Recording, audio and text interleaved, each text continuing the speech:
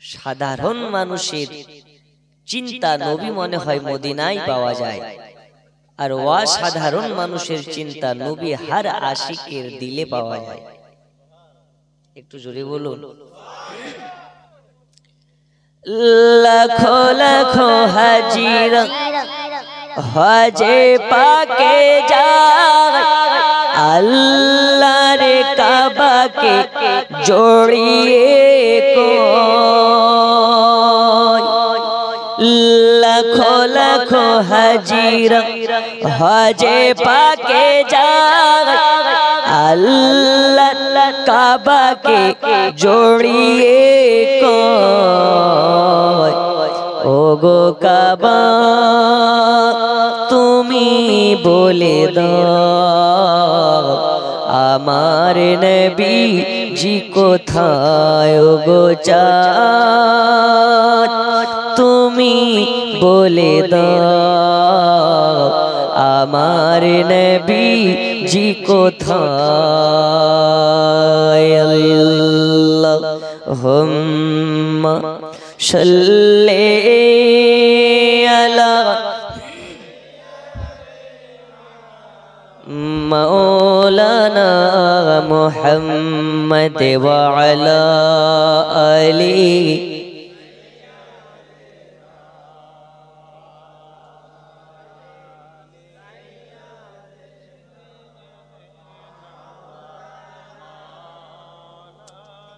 সাল্লাল্লাহু তাআলা আলাইহি ওয়াসাল্লাম। বন্ধু আমার, আমি বলেছি আপনাদেরকে সোজা সোজি ওয়াজের দিকে নিয়ে চলে যাও। আল্লাহ তাআলা আমাদিগকে দুনিয়াতে পাঠিয়েছেন মানুষ করে। দুইটি হাত, দুইটি চোখ, বলার জন্য জবান, কত সুন্দরভাবে একটা মানুষ যাবতীয় যা কিছু লাগে সর্বকিছু দিয়ে মানুষ করেছেন, আশরাফুল মাখলুকাত করেছেন। কেন? ভুরি ভুরি মিথ্যা বলার জন্য নেই, হারাম খাওয়ার জন্য, নামাজ কাজা করার জন্য। কেন? আল্লাহ তাআলা আমাদিগকে মানুষ না করে গরু, ছাগল, নদ নালা অনেক কিছু বানাতে পারতেন, কিন্তু বানিয়েছেন কি? মানুষ। কারণ আছে না নেই? একটু জোরে বলতে হবে, আছে না নেই? কি কারণ? রব ने फरमाया কারণ হচ্ছে আমি আল্লাহ আমার ইবাদত করা আর আমার মুস্তাফা কালি কামলিওয়ালার মোহাব্বত করা। জোরে বলুন। এজন্য আমরা সুন্নি হানাফি মুসলমান, আমাদের আকীদা ও ঈমান আল্লাহ মানা মানে নবী মানা নয়, কিন্তু নবীকে মানলে আল্লাহ মানা হয়। আমাদের মনের বাসনা একবার কি মদিনা যেতে পারবো না? আর এক শ্রেণীর আলিম ওলামা তারা বলে হজ করতে গিয়ে মদিনা না গেলেও চলে। হাদিস শরীফের মধ্যে বলা হয় মান জারা কবরি ওয়াজাবাত লাহু শাফাআতি, যে নবীর মাজার শরীফকে জিয়ারত করে নেবে নবীর জন্য তাকে শাফায়াত করা ওয়াজিব হয়ে যাবে। তাহলে নবীর মাজারে গিয়ে লাভ আছে না লস আছে? জি, চলুন আজকে রিসালাতে মুস্তাফা আলোচনা হবে। দুনিয়ায় আল্লাহ তাআলা আমাদিগকে মহান স্রষ্টার ইবাদত আর তার হাবিবুল্লাহর মোহাব্বতের জন্য সৃষ্টি করেছেন। দুইটা খুবই জরুরি, ইবাদতে ইলাহি আর মোহাব্বতে মুহাম্মাদি।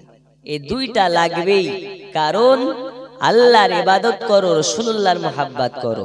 আচ্ছা, অনেকে আছে ওরা বলে আমরা নবীর দিওয়ানা, প্রয়োজন হলে হুজুর জান রাখবো না, কিন্তু ফজরের নামাজ পড়বে না। এমনটা আছে না নেই? এখানেই অনেকে আছে আমরা নবীর দিওয়ানা, হুজুর জাঙ্গে ময়দানে গিয়ে গলা রাখবো না, কেটে দেব, সমস্যা নেই, কিন্তু ফজরের আজান হবে ও বাড়িতে বিড়িতে টান মেরে ঘুমিয়ে যাবে, নামাজে যাবে না, ইউ নাকি নবীর দিওয়ানা।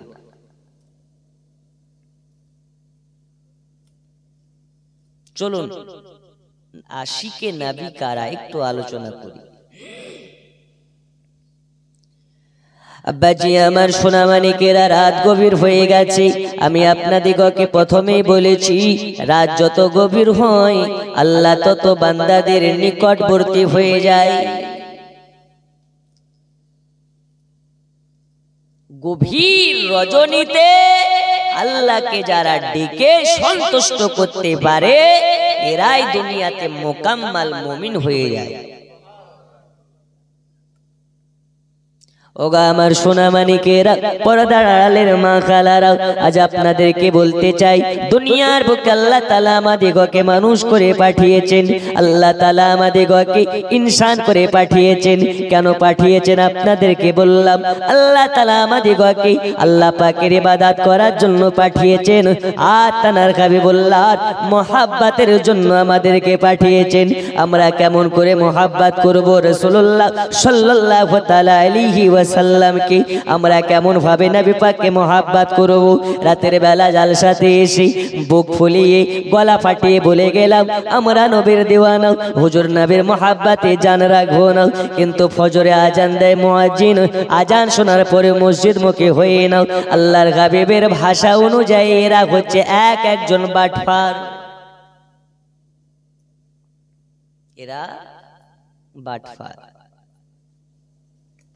বন্ধুরে আমার সোনামানিক, রাত অনেক গভীর। আজ আপনাকে বলি, নবীর দিওয়ানা হওয়া চারটেখানে কথা নয়। নবীর দিওয়ানা হতে গেলে অনেক কিছু বিসর্জন করা লাগে। বাড়ি গাড়ি টাকা করে নিয়ে আমরা ব্যস্ত হয়ে গেছি। আমরা সবাই নবী পাকের দিওয়ানা দাবি করি, কিন্তু জাকাতের টাকা বার করে নাও। আমরা নবীর দিওয়ানা দাবি করি। রমজান মাসে অনেক আছে রোজা করে না, পকেটে করে গ্যাসের ওষুধ নিয়ে ঘুরি। ভাই রোজা আছো? ও ডাইরেক্ট বলতে পারে না, পকেট থেকে গ্যাসের ওষুধ বার করে দেখায়। আর বলো না, 2 দিন থেকে এত গ্যাসের চাপ যে রোজা করতে পারছে না। আছে না নেই? ওর বাড়িওয়ালি বলছে ওকে ফজরের টাইমে ডেকে ডেকে তুলতে পারি না, আর ও বেটা বলে রোজা করে না। ওগা আমার সোনামানিকেরা, আজ আপনাকে আমি বলতে চাই, দুনিয়ার বুকে আল্লাহ তাআলা আমাদিগকে আশরাফুল মাখলুকাত করে পাঠিয়েছেন আল্লাহ তাআলার ইবাদতের জন্য আর রাসূলুল্লাহর মুহাব্বতের জন্য। এই কেন কেন কেন আল্লাহ তাআলা আমাদিগকে গাছপালা নদনালা বানাতে পারতেন, কিন্তু বানাই নাই। আখেরে জামানার নবীর উম্মত আপনার কেন উম্মত করে পাঠিয়েছেন। চলুন আপনাকে একটু বলি, নবীর মুহাব্বতকারী যা কেমন হতে হবে, নবী পাকের আশিক কেমন করে হতে হবে। দয়াল নবীকে মুহাব্বত করেছেন আবু বকর, নবীর মুহাব্বতে জীবন সঁপে দিয়েছে, জান সঁপে দিয়েছে, মাল দৌলতকে সঁপে দিয়েছে। নবীর সাহাবীরা দয়াল নবী পাকের মুহাব্বতে, ইসলামের কারণে, আল্লাহ সন্তুষ্টির কারণে, দয়াল নবী সাল্লাল্লাহু আলাইহি ওয়াসাল্লামকে মুহাব্বত করার কারণে সব কিছু দয়াল নবী পাকের কদমের গোড়ায় সঁপে দিয়েছে। আর আমরা কেমন নবীর দিওয়ানা, হুজুর জালসাতে এসে মসজিদের জন্য 2000 টাকা চাইলে কত রকমের চিন্তা। দেব কি দেব না, দেব কি দেব না, দেব কি দেব না, ও ভেবেই পায় না যে আসলে দেব কি দেব না। এমন মানুষ খুবই কম। 1 মাস 2 মাস বসে খাওয়ার মতন মানুষ এখন সব ঘরে ঘরে আছে। একজন ভিক্ষুক যদি আপনার 1 মাস ভিক্ষা না করতে বেরোয়, ওই ভিক্ষুকটাও বাড়িতে বসে 1 মাস খেতে পারে। এই রকম মানুষ আছে না নেই? আছে। তার বাস্তব প্রমাণ, লকডাউনে ভিক্ষুক থেকে নিয়ে, মধ্যবর্তী থেকে নিয়ে, ধনী থেকে নিয়ে কমবেশ 1 বছর ঘরবন্দি ছিল। আর কিছু শয়তান নামধারী বেঈমান, এরা রমজান মাসে রোজা করে না। ভাই রোজা কেন করনি? বলে গরিব মানুষ, পেট আগে না ইবাদত আগে। কিন্তু ওই ভ্যানওয়ালাই, ওই রিকশাওয়ালাই লকডাউনে 1 বছর ঘরে বসে খেয়েছে না খায়নি? আচ্ছা, রুজির মালিক কে, আল্লাহ না মমতা খালা? আর একটু জোরে, এতে কোনো সন্দেহ আছে? নেই। তাহলে আল্লাহ তাআলা ঘোষণা দিয়েছেন, তুমি যেইখানেই থাকো না কেন, রুজির দায়িত্ব যে হতো আমার, তুমি ঘুমিয়ে থাকলেও তোমার মুখ দিয়ে খাওয়া চলে যাবে। তোমার কি আল্লাহর প্রতি ভরসা নেই? ওগো আমার জানেরা, যুবকেরা, সোনামানিকেরা, আপনাদেরকে বলতে চাই আল্লাহ তাআলা আমাদিগকে কত না সুখে রেখেছেন, কতই না ভালো রেখেছেন। এখন মানুষ আমরা এক বেলা নয়, দুই বেলা নয়, তিন বেলা করে খাই, কত সুন্দর পোশাক পরিধান করি আমরা, কত সুন্দর ভাবে আপনার কিনা পরিষ্কার পরিচ্ছন্ন হয়ে গায়ে খুশবু আতর লাগিয়ে ঘোরাফেরা করি। এমনও সময় ছিল যেই সময়ে মানুষ ঠিক মতন এক বেলা খেতে পারেনি, ঠিক মতন আপনার কিনা এই বেলা খেতে পেলে ওই বেলা খেতে পায়নি। এমনটাও আপনার কিনা অনেক মানুষ ছিল, অনেক আপনার কিনা কষ্টে তাদের সংসার চলেছে। আপনি ছাড়ুন এদের কথা, দয়াল নবীর পাকের আশিক কেমন হবে আপনাদেরকে একটু বলি। রাসূল পাকের সাহাবীরা দয়াল নবীর মহব্বতে ধন দৌলত সবকিছু দয়াল নবীর কদমে কুরবান করে দিয়েছেন। বন্ধুরা আমার, সোনামানিকেরা, দয়াল নবী পাকের একজন সাহাবী, যে সাহাবীটার নাম হযরতে সালমান ফারসি। কি নাম? এই সালমান ফারসি দুনিয়ার বুকে মহান আল্লাহ পাক আল্লাহ তাআলা যাকে 250 বছর দুনিয়াতে বাগায়াতে রেখেছিলেন, 250 বছর দুনিয়াতে জীবিত ছিলেন। সালমান ফারসি কে আল্লাহর হাবিব সাল্লাল্লাহু আলাইহি ওয়াসাল্লাম ইরাকের গভর্নর করেছিলেন। ইনি শেষ আপনার কিনা শেষ বয়সে ইরাকের গভর্নর হয়েছিলেন। গভর্নর কাকে বলা হয়? গভর্নর মানে কি?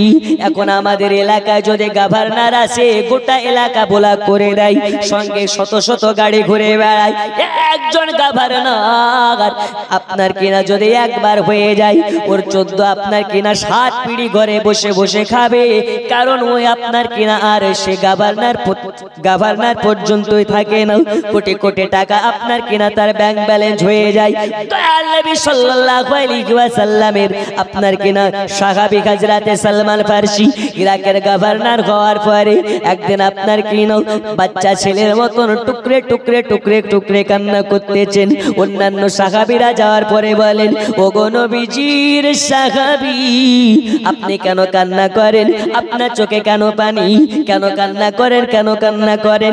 একটু যদি আমাদের সঙ্গে শেয়ার করতেন, তাহলে আমরা জানতে পারতাম আপনার কারণ, কান্নার কারণটা কি। ওই সময় সালমান ফারসি বলেছিলেন, আমি এই জন্য কান্না করি, আল্লাহ তাআলা জানিয়ে দিয়েছেন কুল্লু নাফসিন যায়িকাতুল মাউত। আল্লাহ যাকে জান দিয়েছে তার মৃত্যু অনিবার্য করে দিয়েছেন। আল্লাহ যাকে জান দিয়েছে তাকে মৃত্যুর স্বাদ চাখতে হবে। একদিন আমি মারা যাব, আর গভর্নর থাকবো না। একদিন আল্লাহর কাঠগড়ায় দাঁড়াতে হবে, হাসর হবে, মিজান পার হতে হবে, ফুলসিরাত পার হতে হবে। একদিন আমাকে মারা যাওয়া লাগবে। আল্লাহ তাআলা জানিয়েছেন যাদের সম্পদ আছে তাদের সম্পদের আপনার কিনা কৈফিয়ত দেওয়া লাগবে। যাদের ধন আছে, দৌলত আছে, এদেরকে ধন দৌলতের একদিন হিসাব দিতে হবে। আমি সালমান ফারসি একদিন মারা যাব, আর আল্লাহর কাঠগড়ায় আমাকে যদি দাঁড় করিয়ে আমার ধন দৌলতের সম্পত্তির যদি হিসাব চাই, আমি সালমান ফারসি সেই দিন কেমনে জবাব দেব? এই কারণে আমি সালমান ফারসি খুবই চিন্তিত হয়ে পড়েছি। আমার ধন সম্পদের তো আমি কৈফিয়ত দিতে পারবো না, আমি হিসাব দিতে পারবো না। দয়াল নবী সাহাবীরা ওই সময় সালমান ফারসিকে বলেছিলেন, না জানি আপনার দৌলত কত আছে, না জানি আপনার ধন কত আছে, যে আপনি এত চিন্তিত হয়ে পড়েছেন। আল্লাহর কসম, আল্লাহর কসম, আজ মহারাজপুর গ্রামবাসী আপনার যদি যারা পরিমাণ ঈমান থাকে, আপনার যদি একটু আপনার কিনা ভয় থাকে, আপনার যদি যারা পরিমাণ বিবেক থাকে, আপনি অবাক হয়ে যাবেন। এই সালমান ফারসির ধন সম্পত্তি শুনলে আপনার চোখ কপালে উঠে যাবে। কিতাবের মধ্যে লেখা হয়, হযরতে সালমান ফারসিকে জিজ্ঞেস করা হয়, আপনার কি সম্পত্তি আছে, আপনার না জানি কত ধন দৌলত আছে, একটু যদি আমাদেরকে বলতেন তাহলে আমরা ক্লিয়ার হয়ে যেতাম। ওই সময় সালমান ফারসি বলেছিলেন, আমার সম্পদ বলতে এইগুলোই, একটা আপনার মাথার পাগড়ি আছে, একটা জুব্বা আছে, একটা আবা আছে, একটা জায়নামাজ আছে, একটা ভাত খাওয়া খাওয়ার প্লেট আছে, একটা পানি পান করার গ্লাস আছে, আর একটি আপনার কিনা হাতের লাঠি আছে। এই ছাড়া আর আমার কিছু নেই, এই ছাড়া আর সম্পদ নেই। তাহলে আপনি কেন কান্না করেন? বলে আমি এই জন্য কান্না করি, এই সম্পদগুলোর যদি আমার কাছে হিসাব চাগায়, আল্লাহর কাঠ গলাতে দাঁড়িয়ে আমি সালমান ফারসি হিসাব দিতে পারবো না।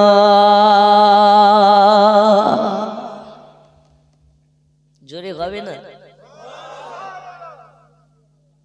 এই যে কটা বললাম এইগুলো তো আমাদের এলাকার ফকিরের যদি হিসাব করা যায় তো ওর সুখে শালমারি ভর্তি জামা কাপড়, ঠিক না ঠিক? রমজান মাসে 400 টাকা দামের শাড়ি দিচ্ছে এক ভিক্ষুক মহিলাকে, বলছে এটা কি দিচ্ছ, এটা পরা যায় নাকি? এ নেওয়া যাবে না, যদি দেওয়ার হয় একটা ভালো দেখি দেন।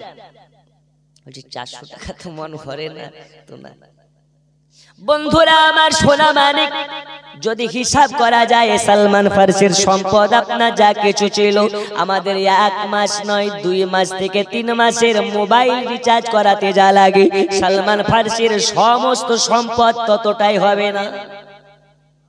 এই সর্বনিম্ন মোবাইল রিচার্জ কত করে?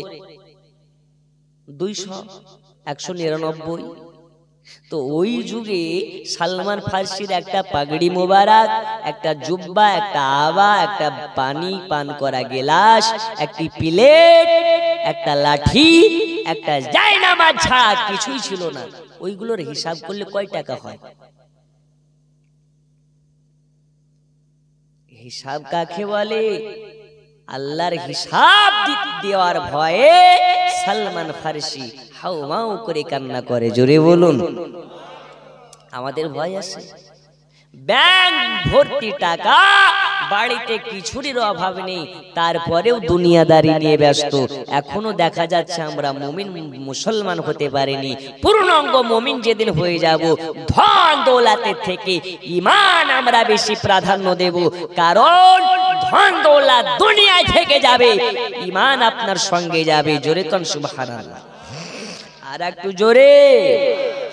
আল্লাহর কাছে কার কখন দোয়া কবুল হয় বলা খুবই মুশকিল। এখানে আমরা অনেকে আছি, এর মধ্যে দেখা যাচ্ছে কেউ ন্যাংহা, কেউ কানা, কেউ লোলা, কেউ মদখোর, কেউ জুয়াখোর।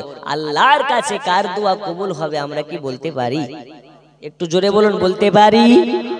একটু আপনাকে আলোচনায় নিয়ে যাই ইনশাআল্লাহ, তারপরে শেষ মুনাজাত করে সকলে বিদায় নেব। আল্লাহ তাআলা 1,24,000 পয়গম্বরকে দুনিয়ার ধরাধামে পাঠিয়েছিলেন। তার মধ্যে থেকে একজন পয়গম্বর, যেই পয়গম্বরটি সব থেকে গরম মেজাজি, সব থেকে গরম, সেই পয়গম্বরটার নাম হচ্ছে মুসা কালিমুল্লাহ। কি নাম বললাম? আর একটু জোরে। আচ্ছা, আপনাদের কি কষ্ট হচ্ছে নাকি? যাদের যাদের কষ্ট হচ্ছে একটু হাত তুলে দেখান। কষ্ট হচ্ছে বাবা? আচ্ছা আচ্ছা, যাই হোক, আপনি হিনা না দিয়ে থাকেন, পড়ে যায় না, পড়ে গেলে স্টক হয়ে যাচ্ছে এখনকার মানুষের। আমার ড্রাইভার আসছে, বলছে ভাই খাস করে মানুষকে ধাক্কা দিস না, এই ধাক্কা খেলেই পড়লে স্টক হয়ে যাচ্ছে। কেন হচ্ছে এত স্টক হওয়ার কারণ কি ইনশাআল্লাহ আপনাকে বলে যাব। আখেরি জামানায় কিয়ামতের আলামত হচ্ছে একটা আলামত, মানুষকে আঙুলের বাড়ি মারলেও সেই স্টক হয়ে যাবে। কেন? বিস্তারিত আলোচনার মধ্যে ইনশাআল্লাহ হবে। একটু আমার সাথে পড়ুন। ও গো মোদের জিন্দা নবী, তুমি মোদের সাহারা, তোমায় ছাড়া রইতে পারি না। ও গো মোদের জিন্দা নবী, তুমি মোদের সাহারা, তোমায় ছাড়া, আরো জোরে, তোমায় ছাড়া রইতে নবীজি আমরা তোমার পাগল দিওয়ানা, যেতে চাই সোনার মদিনা। জোরে বলো না আমি। আমরা তোমার পাগল দিওয়ানা, যেতে চাই সোনার মদিনা, ডেকে নাও শাহে মদিনা, যাব নবী তোমার আস্তানা, ইয়া রাসূলুল্লাহ ইয়া হাবিব, ইয়া রাসূলুল্লাহ ইয়া হাবিব। নবীজি আপনি না এলে ওগো কে জানত খোদা কে বলে, নবীজি আপনি না এলে ওগো কে জানত খোদা কে বলে। আপনি এসে দিলেন নবী, আপনি এসে দিলেন নবী স্বয়ং খোদার ঠিকানা, তোমায় ছাড়া রইতে পারি না, ইয়া রাসূলুল্লাহ ইয়া হাবিব, ইয়া রাসূলুল্লাহ ইয়া হাবিব। ওগো মোদের জিন্দা নবী, ওগো মোদের মায়ার নবী, তুমি মোদের সাহারা, তোমায় ছাড়া আরো জোরে, তোমায় ছাড়া রইতে পারি না। আল্লাহুম্মা সাল্লি আলা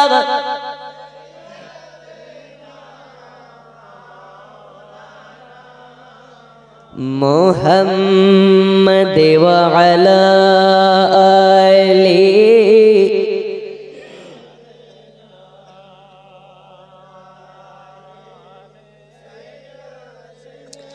মাওলানা মুহাম্মদ সাল্লাল্লাহু তাআলা আলাইহি ওয়াসাল্লাম। বলছিলাম সব থেকে গরম পয়গম্বরে पैगंबरे अल्लाह हजरत मूसा कलीमुल्लाह। मूसा कलीमुल्लाह তিনা জামানাত আল্লাহ পাক আল্লাহ তাআলা আপনার কিনা ওয়ানা বৃষ্টি করেছিলেন, আল্লাহ তাআলা বৃষ্টি দান করছিলেন। যে সময় মুসা কালিমুল্লাহর কাছে বনি ইসরাইলের কওমেরা সবাই মিলে গিয়েছে, যাওয়ার পরে বলে ও আল্লাহর পয়গম্বর মুসা, আজ আপনার কাছে আমরা দল বল নিয়ে এসেছি, আপনার কাছে আপনার সঙ্গে একসঙ্গে আল্লাহর কাছে দোয়া করতে চাই। আল্লাহ কেন আমাদেরকে বৃষ্টি দান করেন না, এত কেন অনাবৃষ্টি? আজকে আমাদের সবাইকে আপনি আমাদেরকে সাথে নিয়ে আল্লাহর কাছে দোয়া করুন, আল্লাহ যেন আপনার ওয়াসিলাতে আমাদের মাঝে বৃষ্টি দান করে। জোরে কোন সুবহানাল্লাহ। বন্ধুরা আমার সোনা মানিক, এবারে হযরতে মুসা কালিমুল্লাহ সবাইকে নিয়ে একসঙ্গে আল্লাহর কাছে হাত তুলে দোয়া করতে লেগেছেন। আল্লাহ তাআলা মুসা কালিমুল্লাহর দোয়া কবুল করলেন না, যতজন ছিলেন কারো দোয়াকে কবুল করলেন না। আল্লাহ তাআলা বৃষ্টি দান করলেন না, বরঞ্চ বৃষ্টির বদলে আরো আকাশকে পরিষ্কার করে দিয়েছেন। আরো গরম লাগতেছে, আরো সূর্যের পাওয়ার বেড়ে গেছে, আরো আপনার কিনা গরমের ডিগ্রি বাড়তে আছে, বাড়তে আছে, বাড়তে আছে। এবার মুসা কালিমুল্লাহকে বলে, আরে মুসা কালিমুল্লাহ, বৃষ্টি হওয়ার বদলে আরো আকাশ ক্লিয়ার হয়ে গেল, আরো মেঘ আপনার কিনা ক্লিয়ার হয়ে গেল, রোদের টেম্পার বেড়ে গেল, আরো আমাদের কষ্ট হচ্ছে বেশি। কি হলো, কি হলো, কি হলো? ওই সময় মুসা কালিমুল্লাহ বলেছিলেন, এমন কেউ আসো যা জিন্দেগিতে জন্মের পর থেকে নিয়ে আজ পর্যন্ত কোনোদিন পাপ করো নাই, কোনোদিন গুনাহ করো নাই, এই ব্যক্তি ছাড়া সবাই এইখান থেকে চলে যাবে, সে থাকবে যে আপনার জন্মের পর থেকে নিয়ে আজ পর্যন্ত কোনোদিন গুনাহ করে নাই। এই গোটা জালসায় এরকম লোক আছে যে জন্মের পর থেকে আজ পর্যন্ত গুনাহ করেনি? এই আছে গো, থাকতেও পারে, কারণ আমরা তো গায়ে বোঝারি না, মানুষের মনের কথাও জানি। ও মা জননী, দুনিয়ার বুকে এইরকম সন্তান জন্মদিন যে সম্মানের জন্য আল্লাহ তাআলা হাসরের মাঠে আপনার মাথাতে নূরের তাজ পরাবে। এত সিরিয়াল দেখলে কি ওই ছেলে পয়দা করা যায়? এত হারাম খেলে কি হয় নাকি? এত আপনার কিনা মিথ্যা বললে হয় নাকি?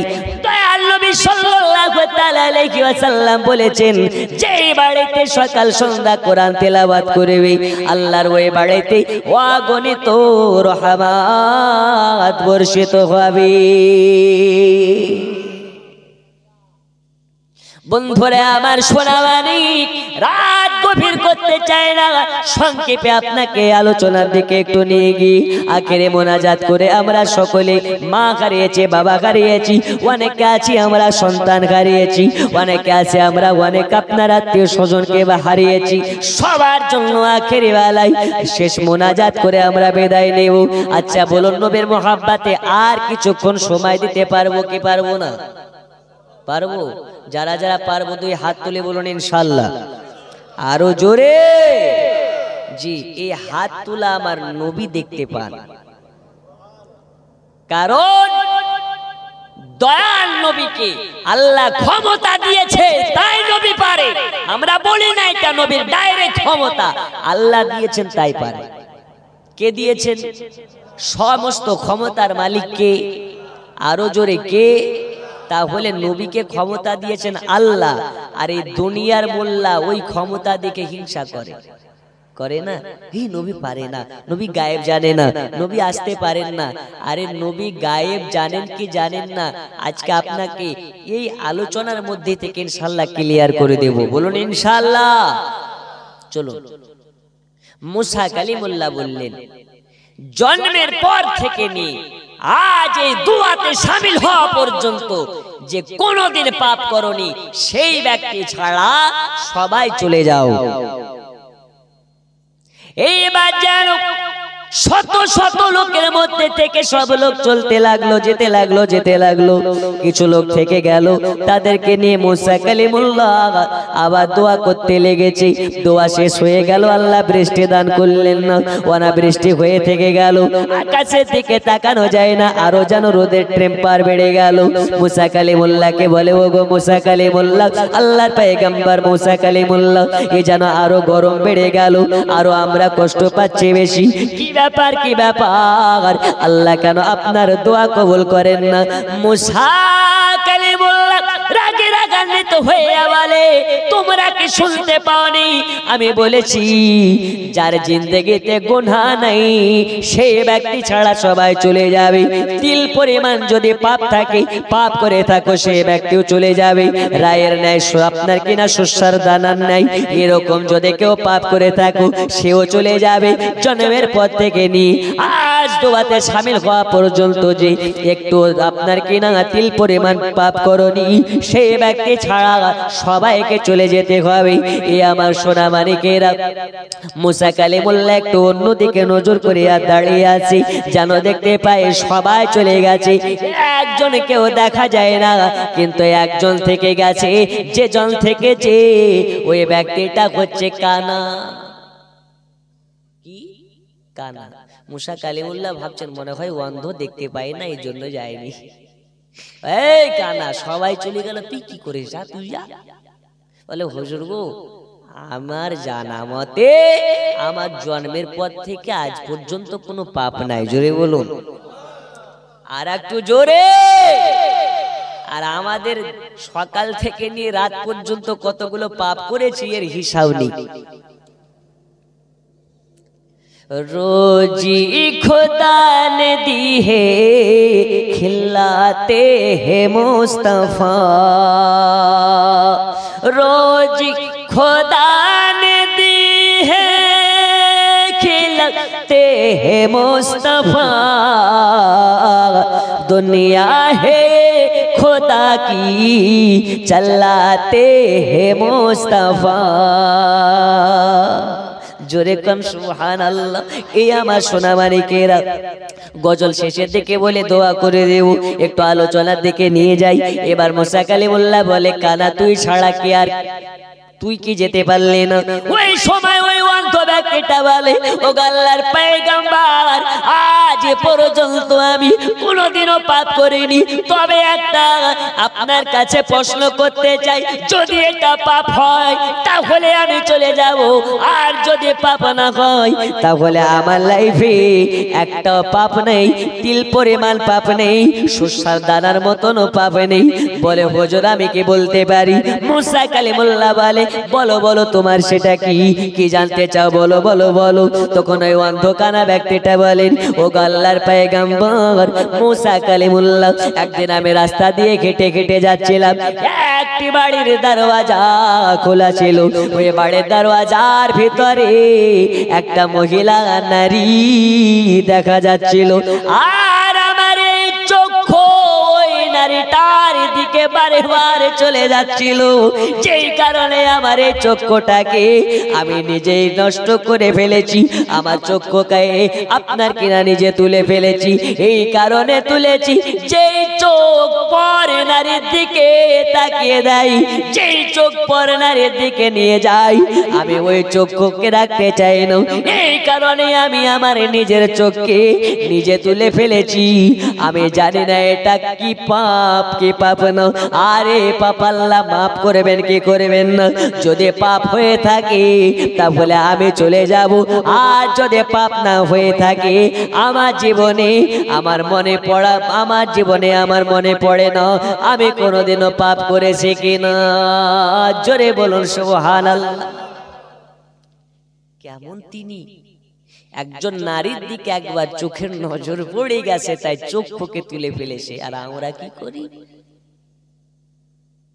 একবার দেখেছি, আবার দেখে, আবার দেখে, আবার দেখে। আর জালসার মেলাতে যুবক যুবতী ঘুরছে, আর ওর বাপ মা এখানে বসে জালসা শুনছে। আল্লাহর ফারিস্তারা বলছে এখানে সুবহানাল্লাহ বলে কোনো লাভ নাই, একবার আয় তোকে বাটাম দিয়ে বাটমাতে বাটমাতে জাহান্নামে দেব। কারণ ওই বাপ কা পুরুষ, যেই বাপ নিজের মেয়েকে পর্দার ভিতরে রাখতে পারে না, ওই স্বামী কা পুরুষ, যেই স্বামী নিজের স্ত্রীকে পর্দার ভিতরে রাখতে পারে না, ওই ভাই কা পুরুষ, যে ভাই নিজের বোনকে পর্দার ভিতরে রাখতে পারে না। এই আমার কথায় কি রাগ হচ্ছে নাকি? কষ্ট হচ্ছে? যে রাগ হলে কিছু করার নেই। একটা মহিলার জন্য চারটি পুরুষকে জাহান্নামে যেতে হবে। কয়জনকে বলে যাবো? ওই চারজনকে। আচ্ছা, এই গ্রামের মা খালারা কি লক্ষ্মীর ভান্ডার পায়? লক্ষ্মীর ভান্ডার নেওয়া যাবে কি যাবে না বলে যাব ইনশাআল্লাহ তাআলা।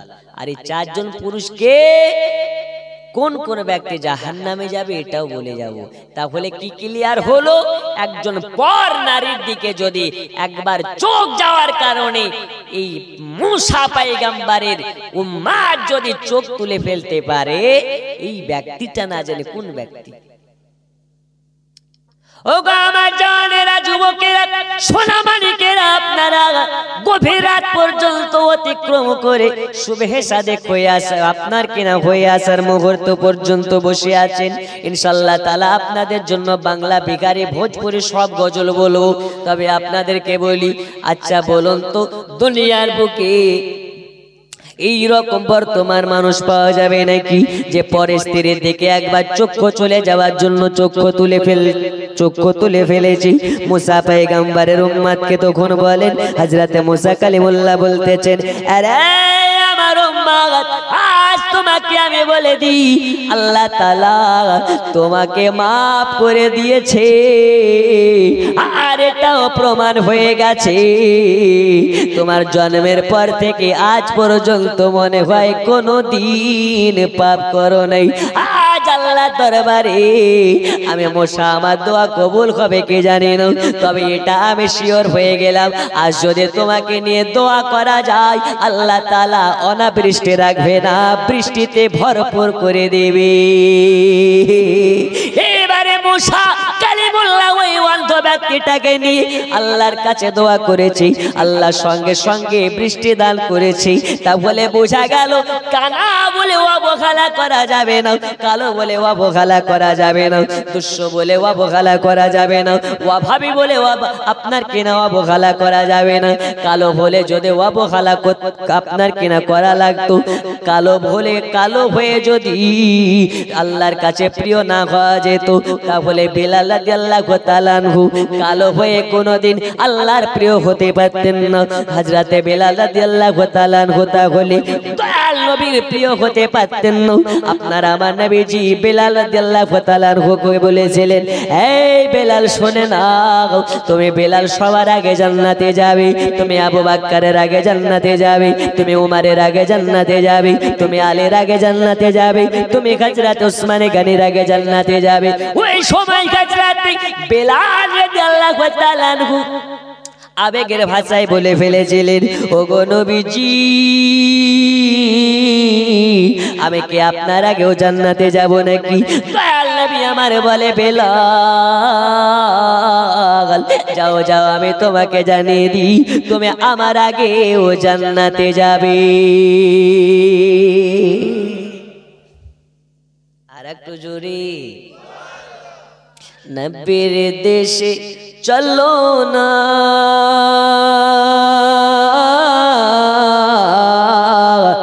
জিয়ারতে ওই মদিনা, স্বপ্নে আমি দেখি সোনার মদিনা।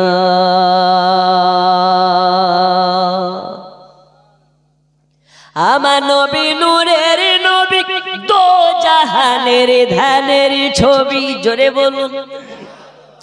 আমার নবী নূরের নবী, দো জাহানের ধানের ছবি, ওই নবীকে দেখার তারে মন হলো মোর দিওয়ানা, স্বপ্নে আমি দেখি সোনার মদিনা। ওগো নবীর দেশে চলো না, জিয়ারতে ওই মদিনা, স্বপ্নে আমি দেখি সোনার মদিনা। জোরে কানে ইয়া রাসূলুল্লাহ। আল্লাহ তোমার কাবা ঘর রেখো আমায় মেহমান করি, আল্লাহ তোমার কাবা ঘর রেখো আমায় মেহমান করি। কত হাজিরা সব তপ করে, আমার যাওয়া হলো না, স্বপ্নে আমি দেখি সোনার মদিনা। নবীর দেশে চলো না,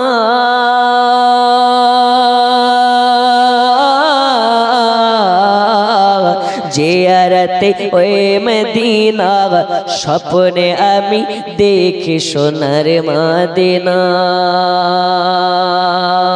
জোরে বলো। গ্রামের লোকে দাওয়াত করে খাইয়ে বলে ডেকে ডেকে। আচ্ছা, হজ করতে গেলে গ্রামের লোকে দাওয়াত করে না করে না করে না করে না করে।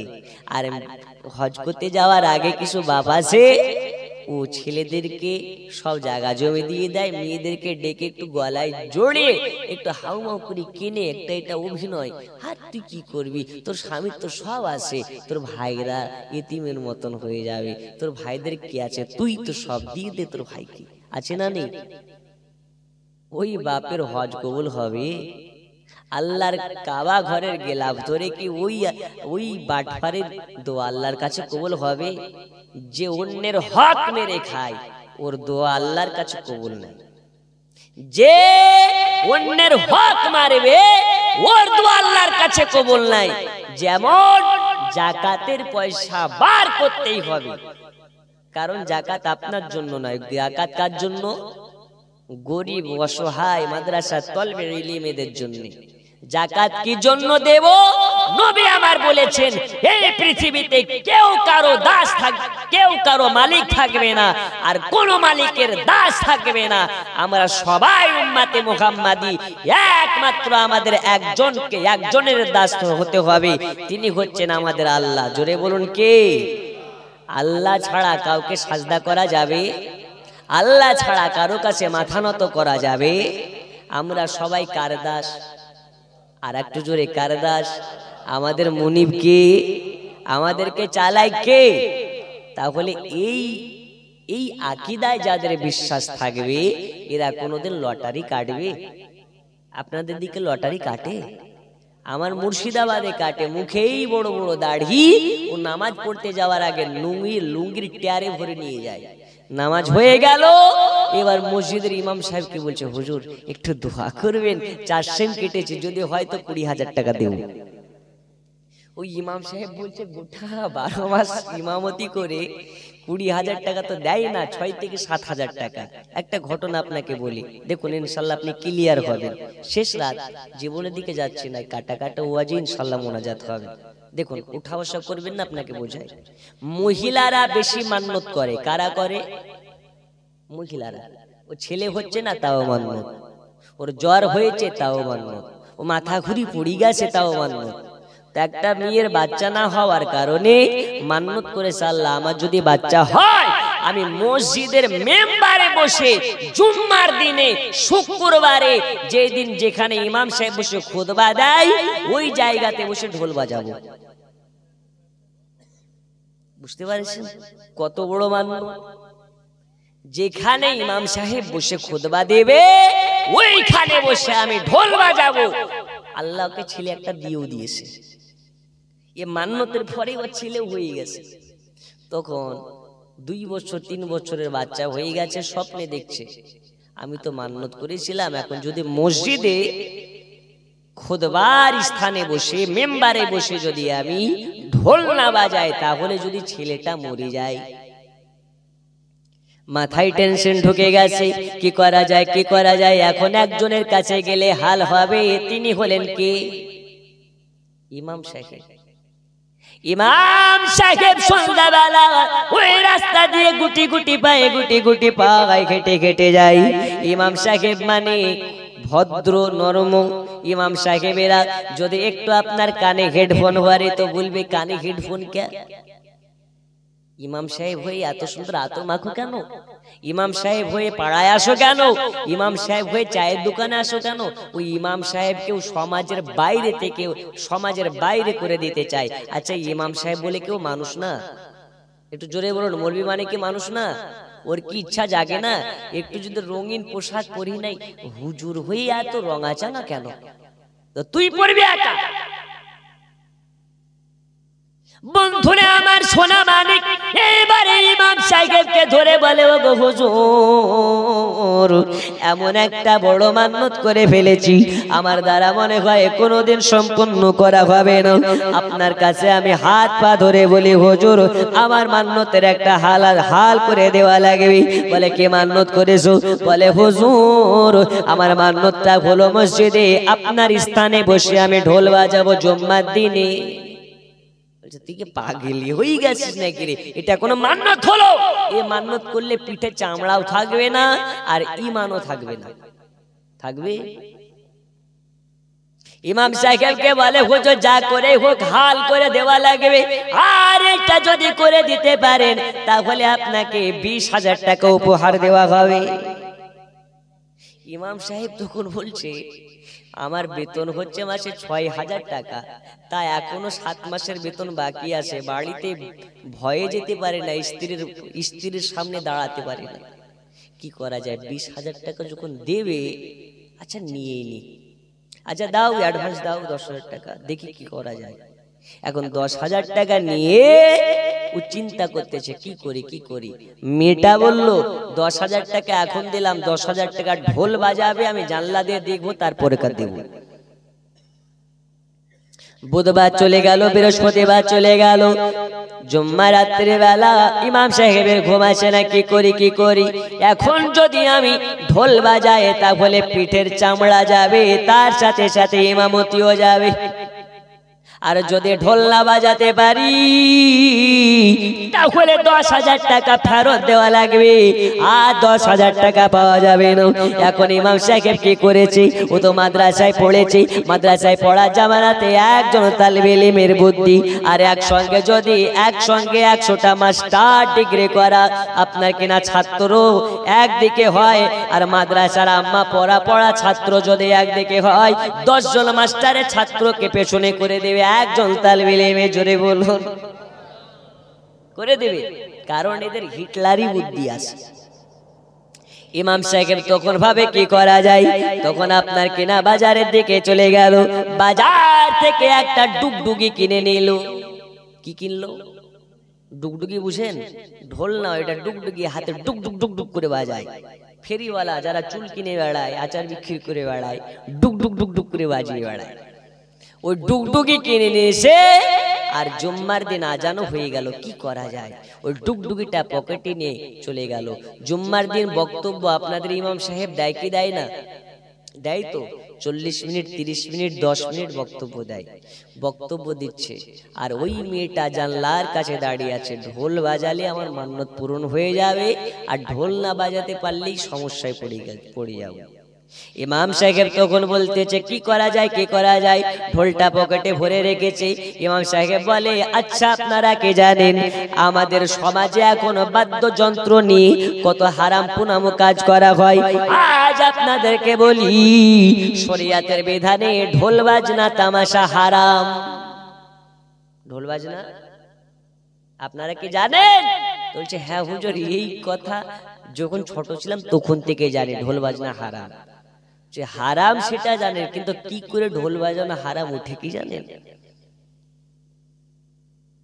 হারাম এটা তো জানেন, তবে কি করে ঢোল বাজালে হারাম হয় ওটাকে জানেন নাকি?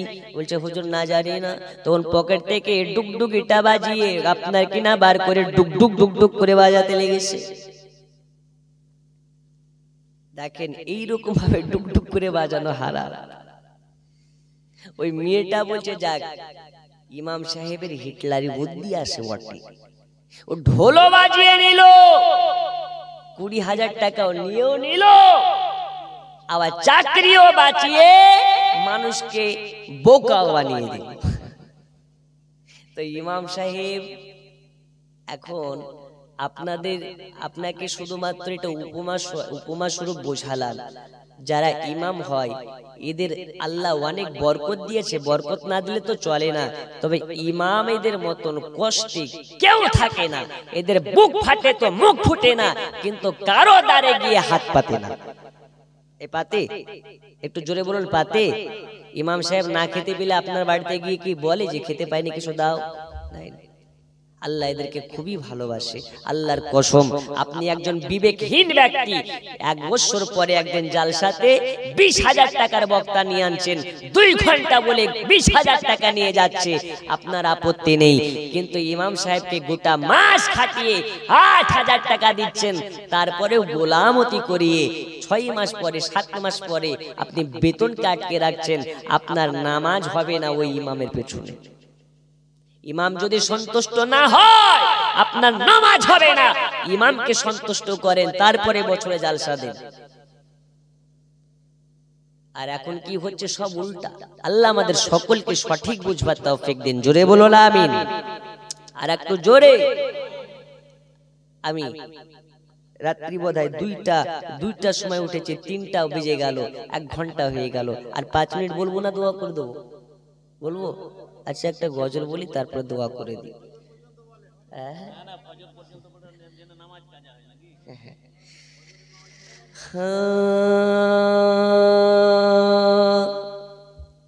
কত হাজে যায় আসি মক্কা আর মদিনা, এওয়া ভাগার আজও যাওয়া হলো না। জোরে বলো। কত জন যায় আসে মক্কা আর মদিনা, এওয়া ভাগার আজও যাওয়া হলো না। যেতে চাই কে চায় না? চাই। বলুন আল্লাহ আমাদের সকলের মনের বাসনাগুলো পূরণ করে দিন, বলুন আমিন। এক বেলা খেয়ে অন্য বেলা উপোস রয়, নবীর দেশে যাওয়া তার স্বপ্ন ছাড়া কিছু নয়, স্বপ্ন ছাড়া কিছু নয়। এক বেলা খেয়ে অন্য বেলা উপোস রয়, নবীর দেশে যাওয়া তার স্বপ্ন ছাড়া কিছু নয়, স্বপ্ন ছাড়া কিছু নয়। ভালোবেসে কেউ হাসে কেউ পায় বেদনা, এওয়া ভাগার আজও যাওয়া হলো না। কত জন যায় আসে মক্কা আর মদিনা, এওয়া ভাগার আজও যাওয়া হলো না। জোরে বলুন সুবহানাল্লাহ। মক্কা মদিনার কথা যখন মনে পড়ে, বিরহের ঢেউ বয়ে যায় আমার মনের ঘরে, আমার মনের ঘরে। সব জ্বালা সয় হৃদয়, এ জ্বালা তো সহে না, এওয়া ভাগার আজও যাওয়া হলো না। কত জনে যায় আসে মক্কা আর মদিনা, এওয়া ভাগার আজও যাওয়া হলো না। আল্লাহুম্মা সাল্লি আলা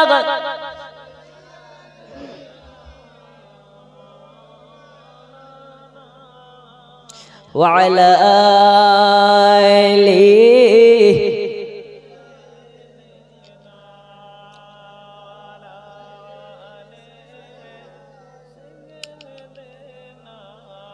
মাওলানা মুহাম্মদ। বন্ধু আমার সোনা মানিকেরা, রাত্রে 2টা হয়ে গেছে, আপনাদেরকে আমি 3টা হয়ে গেছে, আপনাদেরকে আমি আর লম্বা টাইম না করি, লম্বা টাইম কি আর আগে না বাড়ি আখেরে মোনাজাত করে বিদায় নেব। তবে আপনাকে বলি, নবী আমার বলে দিলেন বেলাল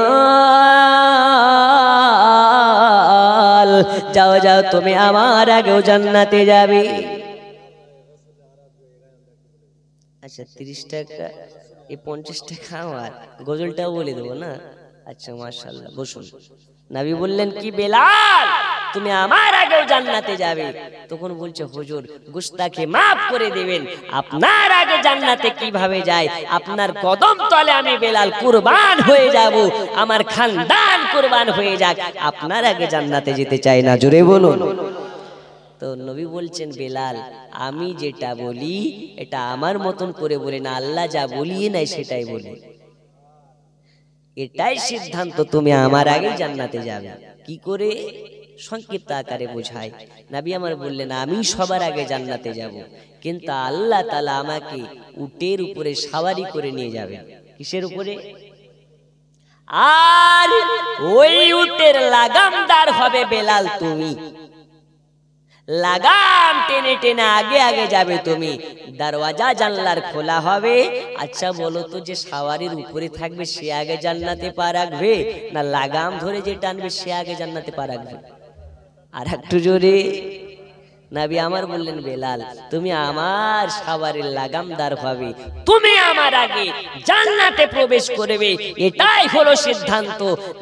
নবী পাকের আপনার কিনা দেওয়ানা হযরতে বেলাল বলছেন নবী গো আপনার কদম তলে আমার খানদান কুরবান হয়ে যাক, আপনার মতন রহমাতুল লিল আলামিন নবী আল্লাহর দুনিয়াতে পাঠাবেন না, কারণ আপনি হচ্ছেন খাতামান নবিয়্যিন। জোরে বলুন। আর একটু জোরে। গজল বলে ইনশাআল্লাহ শেষ করে দিচ্ছি। আর একটু 2 হাত তুলে কোন বলেন ইয়া রাসূলুল্লাহ। আর একটু জোরে। এই আওয়াজ ফিলিস্তিনি মুসলমানের মতো নয় গো, এই জন্য ইসরায়েলি কেমন গন্ধ পাচ্ছি। ফিলিস্তিনের বাচ্চা বাচ্চা আওয়াজ তুলে তো ইসরায়েলের গোটা ইসরায়েলে ভূমিকম্প উঠে যায়। জি একটু জোরে নারী তাকবীর। শেষ পর্যন্ত আশেপাশের ওয়াহাবিরা যেন বুঝতে পারে। আর যদি আশেপাশে দেখবেন ওয়াহাবিরা ডাব চোর হয়, খবর নেননি? ওরা রাত্রিবেলায় 2টার সময় উঠে 3টা পর্যন্ত ডাব পরিষ্কার করে। তো আশেপাশে যদি কোনো ডাব গাছ থাকে আর ওয়াহাবি মোল্লা যদি ডাব চুরি করতে উঠে, নারে তাকবীরের ধ্বনিতে যেন ডাব গাছ থেকে পড়ে মরে যায়। কথা বুঝেননি? একটু জোরে নারী তাকবীর। যদি এর থেকে আওয়াজ থাকে একটু হুসাইনি আওয়াজে না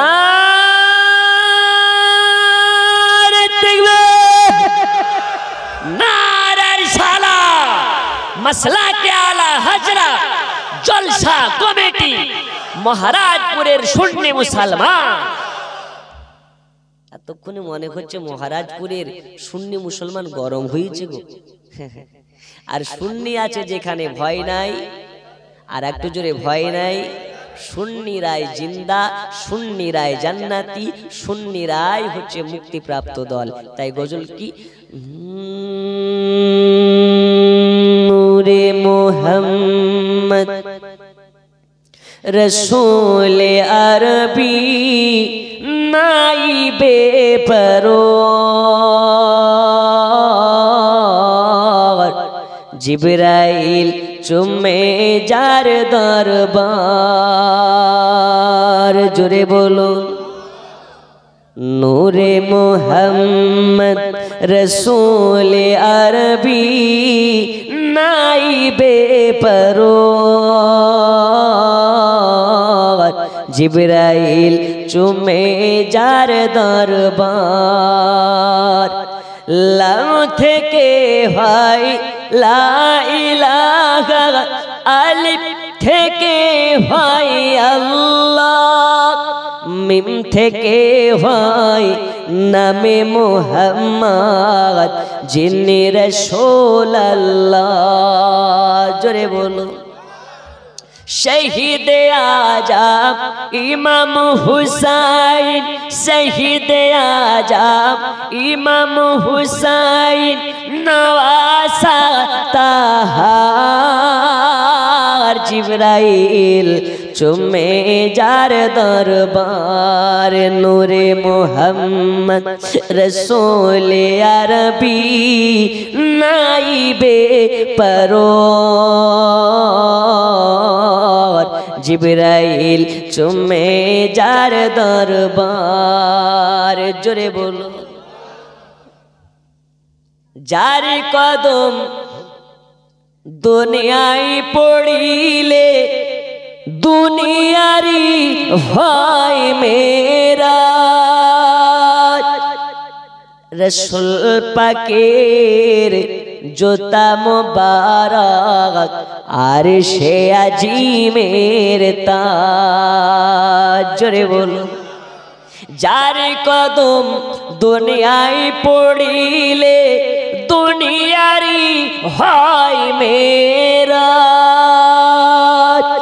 রসুল পাকের জুতা মুবারক আর সে আজিমের তাজ।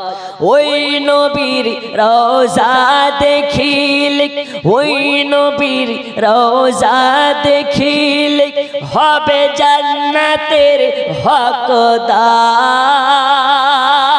জিবরাইল চুমে যার দরবার।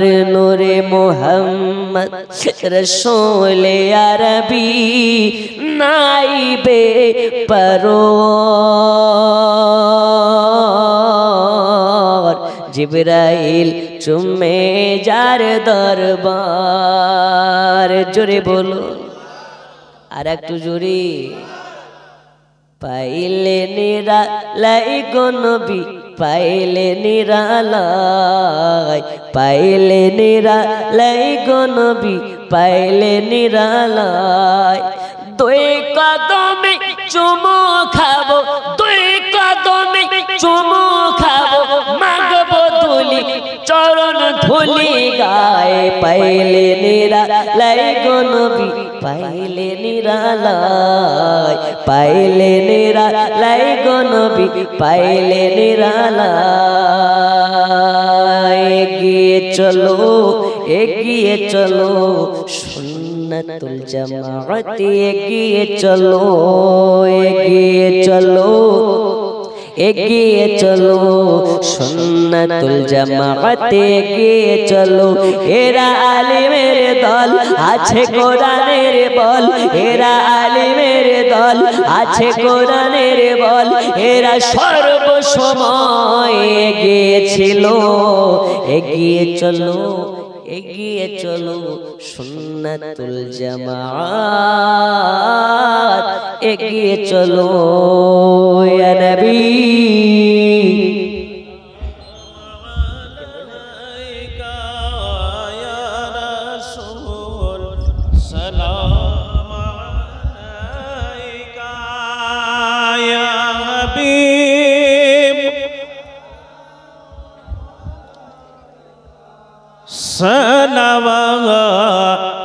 सल्लल्लाहु अलैका हबीबी या रसूल अल्लाह। मोरजे उम्मत गुनाहगार করেছি গুনাহ বেশুমার, নাই মোদের কিছুই দেখাবার। হাসরে ভরসা তোমার ইয়া নবী, सलाम अलैका या रसूल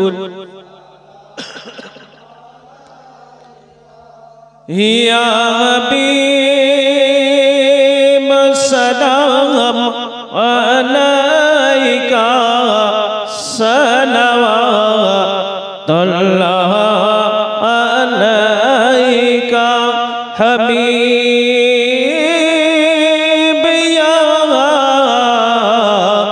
रसूल अल्लाह। अर्श का